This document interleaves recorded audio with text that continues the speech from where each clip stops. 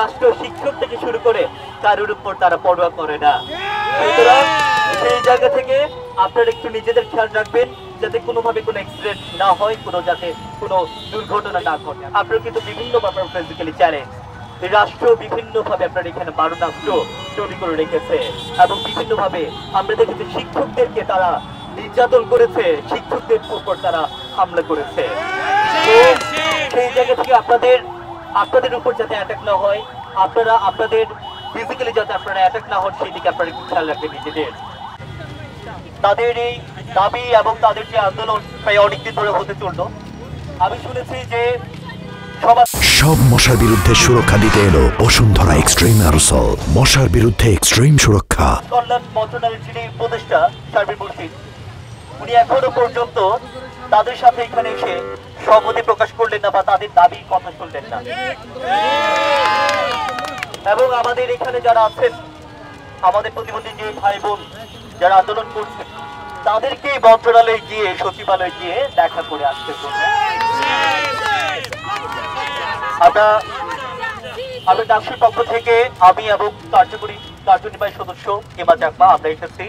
আপনাদের সাথে একজন আছেন, তিনি ফিজিক্যালি চ্যালেঞ্জ, কিন্তু তিনি ডাকসুতে নির্বাচিত হয়ে এসেছেন আমাদের সবার প্রিয় রাসেল ভাই সহ আমরা সবাই এবং আমাদের ভিপি সাদিক তিনি হয়তো আপনাদের সাথে কথা বলেছেন, আপনাদের দাবিগুলো শুনেছেন।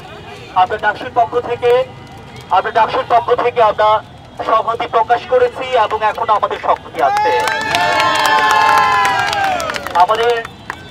আমাদের সংহতি থাকবে, আপনারা আপনাদের লড়াই চালিয়ে যান। আমরা সরকারের আমাদের তো এখানে শুধুমাত্র আপনাদের তো কোনো কোটার বিষয়টা না, আপনাদের যোগ্যতার ভিত্তিতে আপনাদের মৌলিক অধিকার দিয়ে আপনারা আন্দোলন করছেন। আমার মনে হয় সরকারের আপনাদের প্রতি দৃষ্টি দেওয়া উচিত। আমাদের ইকুয়ালিটির বেসিসে যদি আমরা সবাইকে বিবেচনা করি তাহলে হয় না। এখানে অনেকভাবে চ্যালেঞ্জ থাকতে পারে, ফিজিক্যালি হোক বা বিভিন্ন অনেকভাবে। তো সেই জায়গায় আমরা ইকুইটিতে আমরা বিশ্বাসী। আমরা মনে করি সেই জায়গা থেকে আপনার কোনো দিক থেকে আপনারা পিছিয়ে নেই। পড়াশোনার দিক থেকে বা বিভিন্ন দিক থেকে ঢাকা বিশ্ববিদ্যালয়ের মতো একটা উচ্চমানের উচ্চশিক্ষা প্রতিষ্ঠানে আপনারা পড়াশোনা করছেন এবং পড়াশোনা করেছেন। আপনারা আপনাদের সেই যোগ্যতার পরিচয় দিয়েছেন এবং এই রাষ্ট্রের উচিত আপনাদের জন্য একটা কর্মক্ষেত্র তৈরি করা। তো আমরা ডাকসুর পক্ষ থেকে আমরা সংহতি জানিয়ে গেলাম এবং পাশাপাশি আপনাদেরকে আমি একটা কথা বলি, আপনারা কিন্তু বিভিন্ন ব্যাপার ফিজিক্যালি চ্যালেঞ্জ রাষ্ট্র বিভিন্নভাবে আপনার এখানে মারণাস্ত্র তৈরি করে রেখেছে এবং বিভিন্নভাবে আমরা দেখেছি শিক্ষকদেরকে তারা নির্যাতন করেছে, শিক্ষকদের উপর তারা হামলা করেছে। তো সেই জায়গা থেকে আপনাদের উপর যাতে অ্যাটাক না হয়, আপনারা আপনাদের ফিজিক্যালি যাতে আপনারা অ্যাটাক না হন সেই দিকে আপনারা একটু খেয়াল রাখবেন নিজেদের। কারণ রাষ্ট্র শিক্ষক থেকে শুরু করে কারোর উপর তারা পরোয়া করে না।